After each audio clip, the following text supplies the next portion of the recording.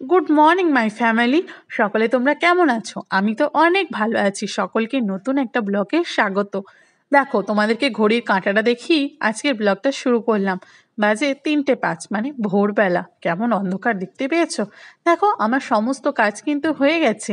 কাপড় জামা কাচা, এমনকি রান্নাও হয়ে গেছে। জল টল ভরে টরে একদম ঘরকে গুছিয়ে দিলাম। কেন জানো? কারণ আমি যাচ্ছি আমার শ্বশুর বাড়ি। যাচ্ছি 3 দিনের জন্য। বর বাড়িতেই থাকবে। ও যাবে, পরের দিন যাবে সন্ধ্যাবেলায়। তো 2টো দিন ওকে বাড়িতেই থাকতে হবে। সেই জন্য যতটা পারলাম কাজ আমি এগিয়ে দিয়ে গেলাম, যাতে ওকে করে না খেতে হয়। আমার মনে হয় আমি যতটা পারবো ওকে সাহায্য করে যাই। তারপরের দিনটা তো ওকে করেই নিতে হবে, তাই না? চাই না যে ও কষ্ট করে সব কিছু করুক। ওই জন্যই এত তাড়াতাড়ি ভোর থেকে উঠে 3টে বাজে তো আমার সব কমপ্লিট। মানে আমি উঠেছি কখন বুঝতে পারছো? রান্না করেছি, এত কাছাকাছি করেছি, ঘরের কাজ বাগিয়েছি, সব কিছু কমপ্লিট। এরপর যাব ছেলেকে ঘুম থেকে তুলতে। এই যে ছেলে ঘুম, এখন মাঝে কিন্তু 5টা, জানো তো? কারণ এর মাঝে আমি ভগবানকে তুলেছি, আরতি করেছি, আর ছেলে দেখতে কান্নাকাটি করছে। যতই হোক, এত ভোরে কি বাচ্চা ছেলে উঠতে চায়? একদম উঠতে চাইছিল না, সেই জন্য ও কাঁদছিল। তো যাই হোক, অনেক কিছু করে টোরে ওকে বুঝিয়ে সুঝিয়ে আমি এটা দিয়ে রেডি হয়ে নিলাম। আর ছেলেকেও রেডি করে নিয়েছি। বিছানাটা তুলিনি, কারণ ও বললো আমি তুলে। আর দেখো, এদিকে ফোনও ঢুকে গেছে, কারণ দিদিভাইও সাথে আছে। দিদিভাইরা রেডি হয়ে গেছে, তাই ফোন করেছে। হ্যাঁ, বলতে বলতে চলে তো এলাম শ্বশুর বাড়ি। শ্বশুর বাড়ি এসেছি অনেকক্ষণ, 1:30টার সময় পৌঁছে গেছি। কিন্তু পৌঁছে যাওয়ার পর আর কোনো ভিডিও করা হয়নি। খুব ক্লান্ত হয়ে পড়েছিলাম, অত ভোর থেকে ওঠা, বাচ্চা নিয়ে আসা, বুঝতেই তো পেরেছো বলো। তারপরে আবার বাস জার্নি। তো যাই হোক, টিফিন ফিফিন সারলাম, সেরে এখন বসেছি।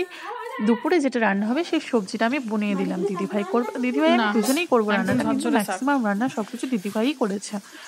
আমি ছোট বউ না, বুঝতেই তো পারছো, তাই না? আমি একটু কম কাজ করি, মানে ওরা করতে দেয় না। মাও সব করে নেয় আর দিদিভাইও করে নেয়। ও বলে ঠিক আছে, তোরা তুই একটু একটু হেল্প করে, এরকম একটা ব্যাপার। এইটা দিয়ে সকলে মিলে, কারণ অরিজিৎ চেপেছে চালে, কারণ ও কলা পাতা পাচ্ছে, তাই সবাই ডাইরেক্টলি দেখছে ও কি কাজ করছে। আর সাথে দেখবে আমার ছেলে সাথে আর একটু বদমাইশি করছে। এটা হচ্ছে দিদিভাইয়ের রুম। এই রুমটাকে আমি এখন গোছাবো, কারণ আমরা এই রুমেই থাকবো সবাই মিলে একসাথে। তো বিছানাগুলো তোমাদেরকে আগেও বলেছি, বিছানাগুলো মা একা থাকে তো অত নোংরা হবে, মায়ের চাপ হয়ে যায়, যে জন্য তোলা থাকে। বিছানাগুলো পরে আমি পেতে নেবো, তোমরা দেখবে। আর আমার ছেলে ওখানে খেলছিল, কারণ ছেলে খুব ডিস্টার্ব করছিল। আমরা দুজন মিলে, অনেকটা বেলা হয়ে গেছিলো রান্না বান্না করতে। আর এদিকে দিদিভাইয়ের আমি দুজন মিলে রান্না করছি। আমার দিদিভাই কিন্তু খুব সুন্দর রান্না করে, জানো তো? তো যাই হোক, দিদিভাই যদি রান্না করছে আর আমি ভাবলাম তাই দুজন মিলে ওখানে থেকে কি করবো, আমি এই কাজগুলো করে নিই। তাই আমি চলে এলাম রুমটা একটু ঠিকঠাক করতে। আর মাকে ডাকলাম, জানো তো, বিছানাগুলো পাতার জন্য। বিছানাগুলো মাকে বললাম বের করে দিন, আমি বিছানাটা গুছিয়ে নিই। তো মা ওই সেই বিছানাগুলোই বার করতে এসছে। আর আমি যদি শাড়িগুলো পরেছিল সেগুলো সব একটু গুছিয়ে ভাঁজ করে রাখছি। সবাই মিলে যখন একসাথে থাকি না, তখন যে কিভাবে দিনটা পেরিয়ে যায়, মানে অন্যরকম একটা সময় কাটে। আর এত ভালো লাগে না, হাসি ঠাট্টা ভালোবাসা সব কিছু মিশিয়ে থাকে। মানে আর আমাদের কি জানো তো, কেউ কারোর সাথে কোনো হিংসা নেই যে দিদিভাই বেশি কাজ করছে আমি করছি না, বা আমি যে করছি না তার জন্য দিদিভাইয়ের কোনো হিংসা হচ্ছে, এরকম কিছু না। আমাকেই বলে তুই যা, আমি করছি, তুই যা, তুই এইগুলো কর, এরকম আমাকে হালকা হালকা কাজ দেয়। তো আমরা এইভাবেই কিন্তু মিলেমিশে সকলে থাকি। তোমরা হয়তো ভিডিওটা দেখলেই বুঝতে পারবে। তো যাই হোক, মা এখন এগুলো বের করে দিচ্ছে। আর কিছু একটা মা বলছিল, তো সেটা আমার ঠিক মনে না। এদিকে দিদিভাইও এসছে, দিদিভাই কিছু নিতে এসেছিল হয়তো।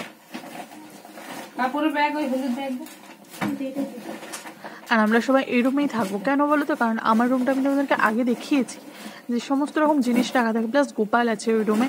তো নবান্ন উৎসব তো, ওখানে আরও অনেক কিছু জিনিস অ্যাড হয়েছে। তাই এখন যদি ওই রুমটা বাগাতে যাই খুব অসুবিধা হয়ে যাবে। ওই জন্য আমরা ভাবি সবাই মিলে একটা দিনের 1-2 দিনের তো ব্যাপার, থেকে যায় না, সবাই মিলে মজা ঠাট্টা। আর ঘুমাবোই কতক্ষণ, সবাই তো গল্প করতে করতেই আমাদের টাইম চলে যাচ্ছে। সবাই এক জায়গায় হলে যা হয় আর কি। তো এদিকে দেখো, পরের দিন যেহেতু নবান্ন উৎসব, তাই আজ থেকেই সমস্ত কিছু রেডি করে রাখতে হচ্ছে, কারণ পরের দিন আর সময় পাওয়া যাবে না। এই যে নবান্ন উৎসবের যেটা মেন আকর্ষণ, চাল, সেই চালকে মা এখন পেটে নিচ্ছে, সিলে গুঁড়িয়ে নিচ্ছে। আর ওদিকে দেখো, দিদিভাই সমস্ত বাসনগুলো ধুয়ে নিচ্ছে। মানে পরের দিন তো প্রচুর বাসন লাগবে, অনেক লোকজন আসে, সেই বাসন টাসন ধুচ্ছে। আর আমি এখানে বসে বসে গল্প করছি। বললাম না আমি বাড়ির ছোট বউ, সব দিক থেকে কিন্তু আলগা আমার, যা হয়। আমি বসে বসে গল্প করছি। না, গল্প ঠিক বসেও ছিলাম তা না। এরপর দেখো আমিও কিন্তু চালগুড়ি করব। কারণ একার পক্ষে অতটা কারোর করাটাই সম্ভব নয়। তো ম্যাক্সিমামটা দিদিভাই করেছিল। মাকে তুলে দেয়। মা যেহেতু শরীর খারাপ, মা একটু করেই উঠে গেছিল। মাকে বললাম, "মা আপনাকে করতে হবে না, আমরা করে নিচ্ছি।" তো দিদিভাই সব করেছিল। আমি ওই নামমাত্র একটু বসেছিলাম জাস্ট ভিডিও করার জন্য বলতে পারো। ওই আরকি। আর তোমরা হয়তো ভিডিওতে দেখবে দিদিভাই বলবে, "যা তুই যা, তুই পারবি না।" মানে এরকম হয় না, বলছি না বাড়ির ছোট বউ।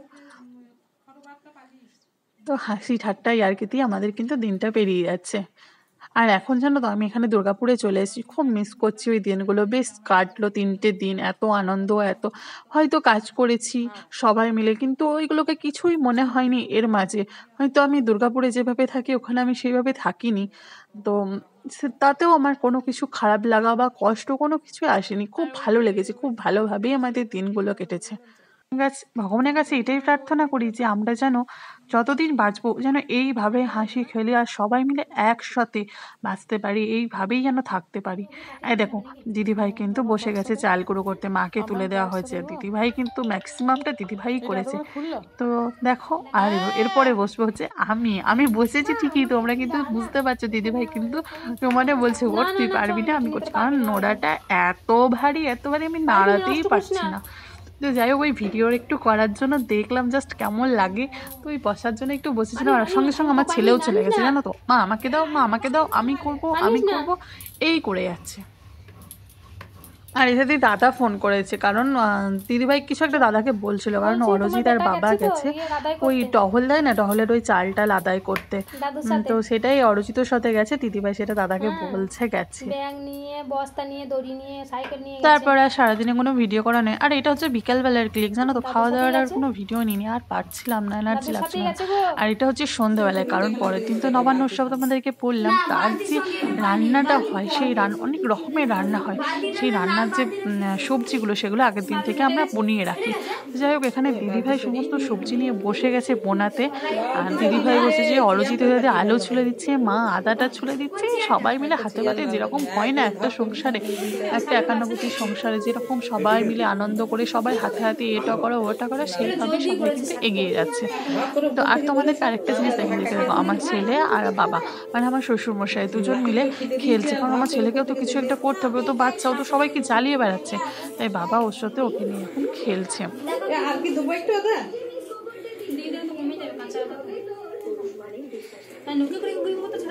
আর তোমাদেরকে তো শুধু সবজি দেখালে হবে, চলো ফলটাও দেখায়। এই দেখো এটা হচ্ছে আমার রুম। আর দেখেছো কত কলা এনেছে। এরপরেও বাবারটা কিনা পোষাচ্ছিল না, যে আরো কলা চাই আরো কলা চাই। বাবা খুঁজছিল, মা ধমকে দিচ্ছে দেখো যা আছে তাতে হয়ে যাবে। কিন্তু তাতেও বাবার ঠিক মন পোষাচ্ছিল না। তো যাই হোক দেখো এটা হচ্ছে আমার রুম। আর আমার রুমের খাটের ওপরে এই ঠিক এত অল্প মানে এত কম পরিমাণের বলতে পারো জিনিস রাখা আছে। তো যাই হোক কি করা যাবে, একটা চাষিবাসী ঘরে যা হয় আর কি। আর দেখো আমি করে নিচ্ছি এবার রাতের রান্নাটা। তো চলো বন্ধুরা এখনকার মতো ভিডিওটা আমি এখানেই শেষ করছি। তোমাদের সকলকে জানাই শুভরাত্রি। দেখা হবে একটা নেক্সট ভিডিও আর পরের ভিডিওটা। ততক্ষণ পর্যন্ত তোমরা ভালো থেকো, সুস্থ থেকো।